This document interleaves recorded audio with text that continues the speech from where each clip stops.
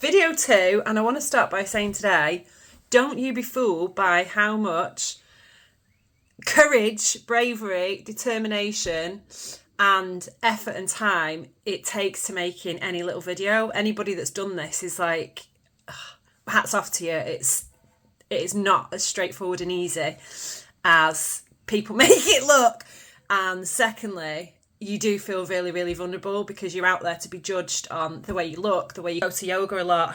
And finally, a few years ago, I realised I've been doing most of them completely wrong. So, so if you imagine, so if we're focusing on back pain, if you're walking, and we're just talking about walking here, we're not before we talk about any kind of complex movements at the gym or in generic yoga classes. If you're moving and you've got an imbalance or an instability in your feet when you walk and when you stand, that's going to have an impact all the way on all your joints, all your muscles, everything. And that's before we even talk about complex movement patterns.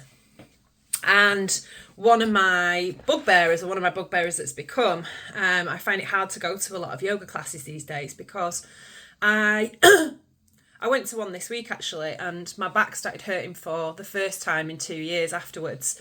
And the teacher of that class, well, one, didn't check in with anyone if they had, any challenges or kind of medical history. And then they went on to teach the class with pretty much their eyes closed throughout the class. They didn't look at one student or have a look at how anybody was moving their body. And when you're in a class, if you've had an injury or you've got a weakness somewhere, anywhere in your body, you can easily lose yourself because you're moving. You can easily lose yourself and just get lost in what the teacher's doing. Okay, I need to do what she's doing or he's doing. And at the end of it, you might then be in pain. So it kind of drives me nuts, to be honest. Obviously, I definitely did the same my first few years of teaching as well, because you're kind of so in your own little world that you're not actually teaching yoga, you're just showing a class and doing your practice. But good news, the first thing I want to talk about is Iyengar yoga. So I discovered it into recovery 2 years ago, completely changed my life.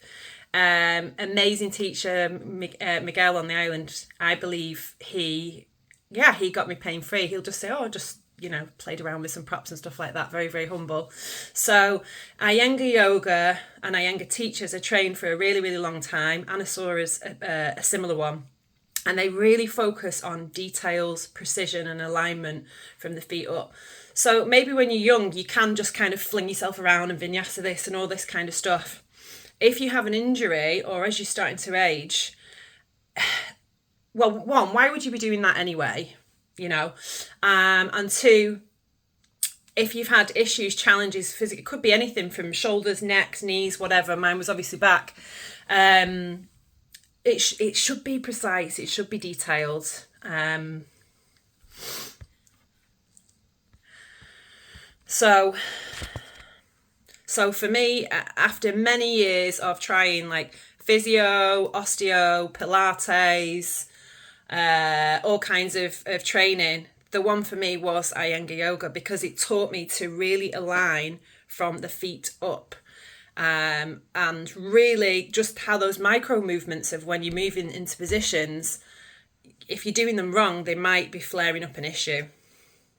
So as I've got older, I've come to much prefer precision, alignment, and then that leads to flow.